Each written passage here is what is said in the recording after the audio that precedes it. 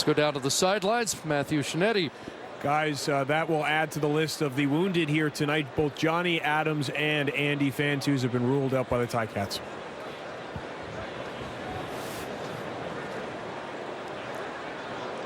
And we've talked about the situation in this Ticat secondary, a number of not just injuries but serious injuries that they've suffered through the course of this season.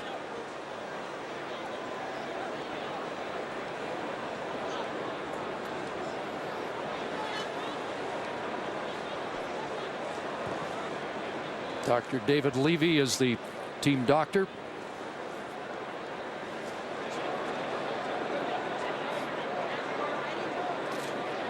Denzel Otley, the head athletic therapist. And all the staff out to be as careful as this situation demands. Claire Toffelmeyer there as well, another assistant athletic therapist.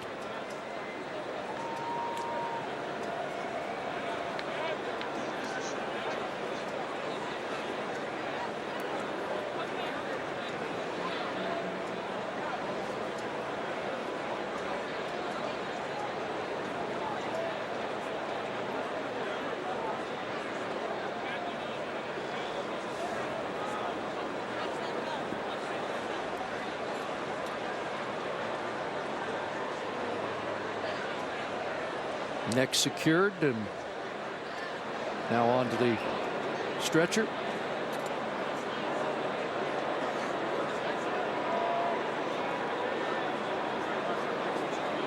And you get a sense of the brotherhood that exists across this league. So you'll see members of both teams expressing both their concern and their support. Played his college football at West Kentucky, 3 years in the league, as we mentioned. Calgary on the Saskatchewan Roughrider roster this year before joining the Tiger Cats. And a thumbs up from Darius Brooks, and we wish him a speedy recovery. It's a blessing to be out here. Every day can be your last.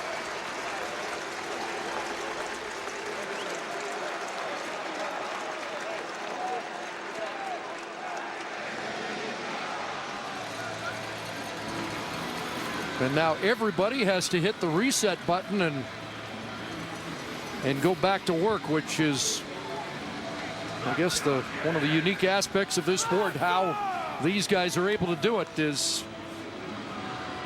Yeah, and it doesn't come easily. No. You know, you play the game in a manner and at a speed that you sort of behave as if you're invincible, and you have these moments that remind you that you're not. Not one of the more unusual ones in that it was a collision with a teammate, first and goal. From the one, and Mike Riley lunges in for the touchdown. Riley with his 9th major of the season. And the Eskimos open up a 2-score lead. One of the few starting quarterbacks in the league who stays in short yardage situations, but Mike Riley has been so effective running that goal line short yardage offense. It's hard to pull him off the field once he gets him down there. So it was a short field to start with, 4 plays, 32 yards, just over 2 minutes. And now Sean White trying to make it an 11-point lead. Sneaks this convert through, and it's 22-11. 1-yard plunge by the veteran quarterback as the Eskimos add to their lead.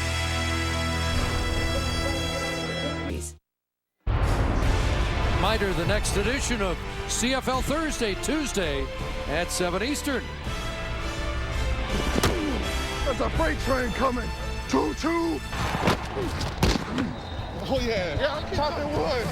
Hell no, he out of bounds. This is the most handsomest guy in the whole league right here.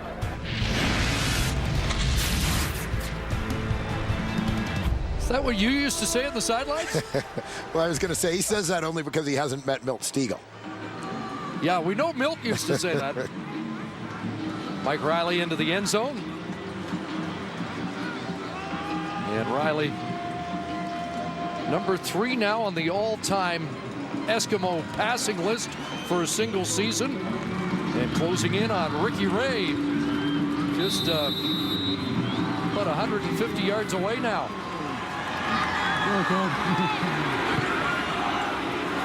Shop kicking it off. And the return across the 25-yard line by Kendall Lawrence. So Zach Collaros, who got off to a hot start, a touchdown drive on the opening possession, has some work to do, but without a key weapon in number 83, Andy Fantuz. Yeah, looking at the numbers, Andy Fantuz had become so critical to this Hamilton offense in recent weeks. Targeted 51 times, 40 receptions over his last 4 games coming into tonight's action.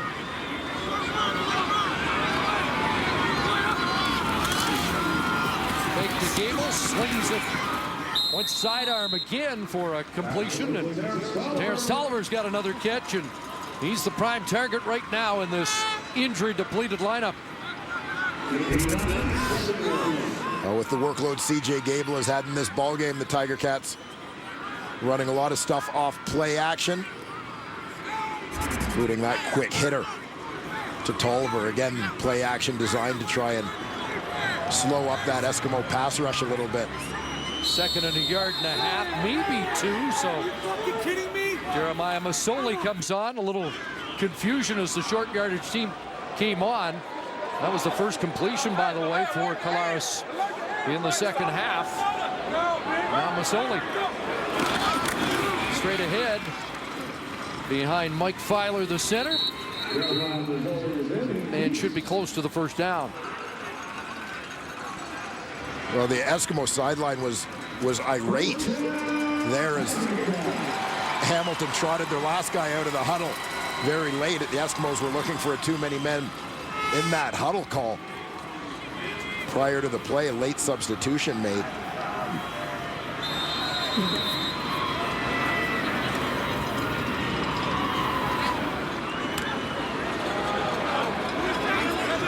Collaros back in.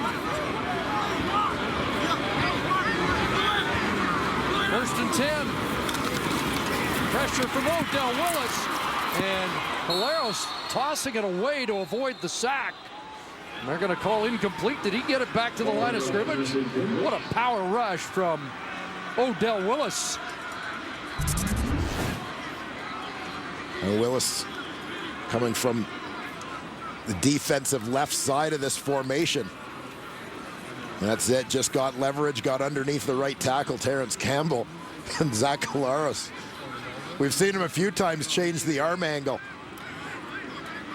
Well, ball's on the 37, the line of scrimmage. Where does this pass See where it land? bounces.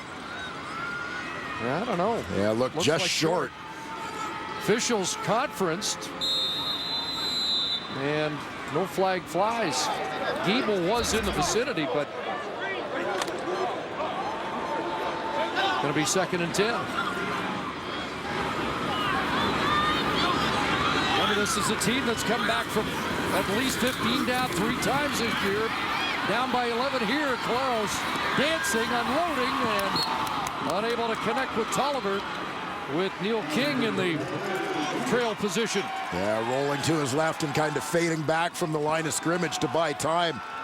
Collaros was just unable to get enough on this one to reach Tolliver. He had his eyes on him, had his sights on his go-to guy down that sideline. Just couldn't get it there. So Maher under pressure gets a good boot away. Studemeyer from his 24. And brought down on a good sure tackle. Mercer Timmis with the special teams tackle as Mike Riley climbs an impressive list in single-season passing in Edmonton Eskimo history. Yeah, arguably the two biggest names to ever play quarterback for the Eskimos, and Mike Riley has put himself among them. Already passed Jason Moss's numbers from that 04 season. I don't know if that's a good strategy or not. Maybe that's why they've been running so much lately. We're now at just under 150 away from #1 all time. In trouble here, won't get the pass off. John Chick has another sack. His 9th in 10 games, his 14th on the year. After 3 in the back-to-back set against the Ottawa Red Blacks. Well, John Chick coming from the left side of your screen. 33 years old. We keep waiting for John Chick to slow down, but showing no signs. He just remains one of the most dominant pass rushers in the CFL. Leads the league in stops. That's sacks, tackles for losses, no gains, pass knockdowns. #1 now with 27 in that category. Second in a bunch. A pump and a deep pass. Silstra in behind coverage. And he can't make the Willie Mays center field catch. Well, I'm not sure if he would have been able to get the extra couple of steps needed. But I think he slowed himself down as he was trying to track this ball, trying to locate it.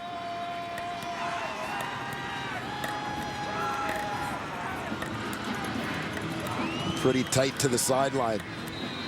Just a stride short of the Riley throw.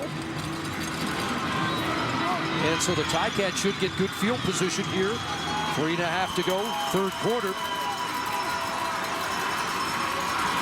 Lawrence awaiting close to the Hamilton 50. Line drive punt bounces in that area. And now Lawrence on the return. And he'll get bumped out by Natea J. Short of the 50-yard line. Let's go back to the sidelines here against Matthew. A short while ago, guys, Darius Brooks was put in the back of an ambulance, and he is off to Hamilton General Hospital for observation, guys. We wish him well, and it was good to see the movement of the hands and legs as he was helped and gave a thumbs up as he was taken off the field.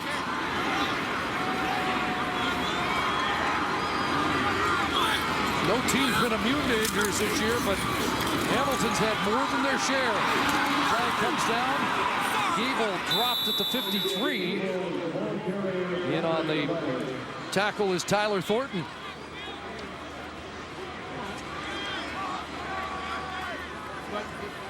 Holding. Hamilton number 60. 10-yard penalty. Repeat first down. Terrence Campbell, the right tackle in his 5th game.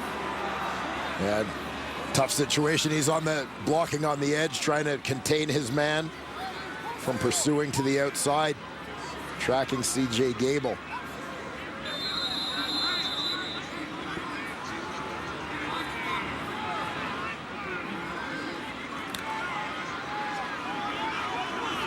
To apologize for the video problems we're experiencing. We'll give you a little radio action. On 1st and 20 from about the 37-yard line. Polaris drops the throw, passes over the middle, and is it caught? And they're ruling incomplete. Elliott came up with a football. Eskimo defenders were ruling it was incomplete, and that's the call. And let's head back to the studio, and here's Rod Smith. All right, thank you, Chris. Echoing what CC just said, our apologies, a technical problem in the video feed coming from Hamilton with the Eskimos pulling ahead Schultz in the second half. You were talking a lot about this. Obviously, what a great start for the Tiger Cats to go down for a touchdown in the very first possession, but things have been a lot leaner since then. Well, they've been completely different. I mean, the opening drive for the Hamilton Ticats, nothing short of magnificent, but outside of that opening drive, they haven't been able to sustain their points or sustained drives and create some more points. Edmonton's defense, slowly but surely, is taking the game over. They got to get the ball back, Hamilton. They got to make something happen pretty quick, because if they don't, you know Edmonton's going to score some more points because they're too talented on offense. Yeah, and I thought the Tiger Cats would go back to C.J. Gable like they did early in the game, but for some reason, early in this second half, they decided to go away from him. They have to find a way to give him the ball. And their offense, they have to produce and stay on the field, because that defense, injuries galore. They have a safety at cornerback or halfback. They have to move guys around. So this Hamilton Tiger Hat offense have to find a way to stay on the field and score some points. Just to interject, and I hear that Hamilton has just punted, so giving away the ball again to the Eskimos, who have been clearly the better team in the second half. And so I was just going to say, this Eskimo football team is starting to intrigue me. I mean, they couldn't repeat, we said, for the first half of the year solely because their defense was so bad. Right. I mean, completely wrote them off because they just didn't look like they were going to be able to come close to shutting down those good offenses. Now, Hamilton's offense isn't great, but they've got Zach Calero's back. They've got some talented receivers. They've got C.J. Gable's very talented. And look what the Eskimos are doing to them on the road. I think this Eskimo football team and this defense is rounding into form right at the right time. But the problem is they're not consistent, Jock. They played 3 games well, then they have 3 bad games. Then they played 3 games well. They've had they didn't play. What's they have? They've been on a 3-game winning streak, then they lose 3 games. So they were good. So then then the BC Lions did well against them. But they're the BC Lions. They have to be consistent, though, Jock. Okay, well, we're seeing pictures. It's promising. Okay, so we do have one camera on, so our apologies again. The full feed from Tim Hortons Field. We're still waiting for the return of that, with the Edmonton Eskimos leading at 22-11. And you're right, that's consistency that they have to find again. I mean, we've talked about it before about the it's 1st and 10 now for the Eskimos. So until we can get back CC and Dwayne. We get to talk about this game. And you're going to be doing play-by-play this weekend on Sunday, right? Yeah, I've got Calgary, Montreal, so it is. Do we get extra money for this? Do we get extra money? That's what I need to know. Bill, that's the first thing I look into as soon as we're off the air. Jock, you're my lawyer. We got 3 color commentators. Yeah, I was going to say, well, play-by-play guy wouldn't have to do very much with 3 analysts. That was Riley to Bowman, by the way, and falling incomplete, so a second down now for the Eskimos, who had led it 12-11. To start the second half. It is a 2nd and 10 now, and they're up at their 45. And this is the last play of the third quarter, as Riley does what Riley likes to do, takes off, and lots of room to get across midfield into Hamilton territory down near the 45, as they will switch sides now to start the fourth quarter. But an 11-point lead. Said we'll still try to sort things out for the full feed, the video, the audio. Let's send Schultz down there. He's very technically adept. Let's get him figuring this out. He's loaded. He's ready to head down to Hamilton. We'll have more, hopefully, from Tim Hortons Field when we come back. Well, I will say welcome back to Tim Hortons Field in Hamilton. We, of course, are in the CFL studio. Rod, Jock, and Milton Schultze. The audio feed now from Chris Cuthbert and Dwayne Ford is what is preventing us from heading back to those guys. So we do have the video back. We are through 3 quarters of play, and the Edmonton Eskimos lead it. They've expanded their lead by 10 from what they had at halftime. Now 22-11 over the Tiger Cats. At stake more for the Eskimos tonight, because if they lost it, there is no chance at all of a home playoff date, although it's slim anyway. For the Ticats, 1 point behind the Ottawa Red Blacks. For first in the East Division, Ottawa playing tomorrow in Winnipeg. If the Ticats lose and Ottawa wins, then Ottawa will get first place. So good job, Jock. You were talking about the Eskimos' defense in that third quarter, shutting out Hamilton.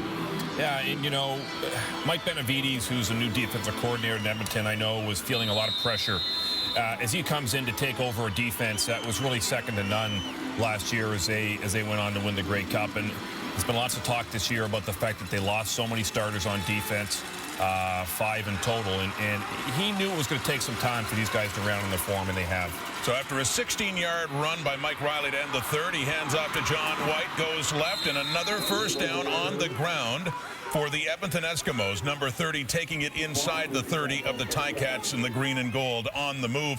I am told, we're hearing anyway, that it's a partial power outage that's affecting our broadcast at Tim Hortons Field. But right now anyway, things looking much better for Edmonton. Well, for Edmonton, if they get that young man, John White, going in the running game, then you got both dimensions at an efficient level. They're a great passing football team, but if they run that added dimension of running the football, they become unstoppable.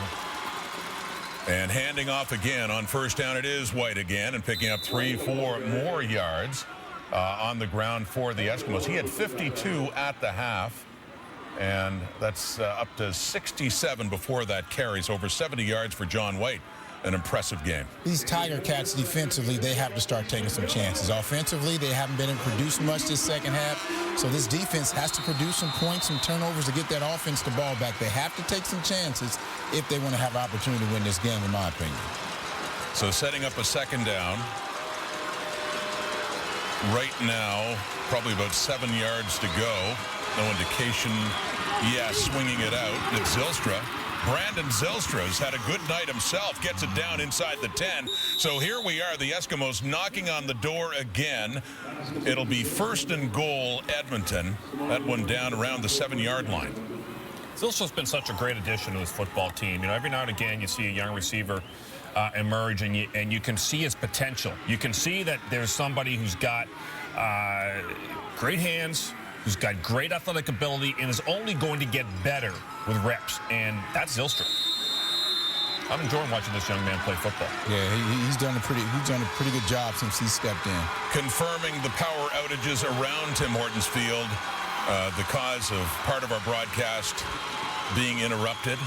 We carry on. It's Walker on the receiving end looking for his second touchdown of the night, and Darrell Walker has it. Riley to Walker again as the Eskimos start to pull away now early in this fourth quarter.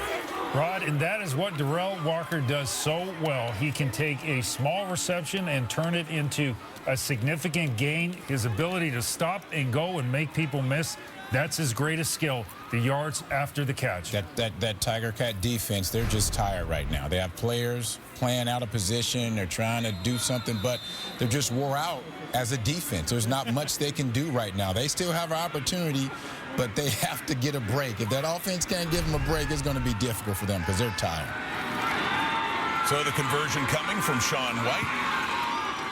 And up and through it goes. So another one on the board as the Eskimos do start to pull away. A power outage in Hamilton affecting the broadcast, not affecting the Eskimos offense. Yeah, I had to go there.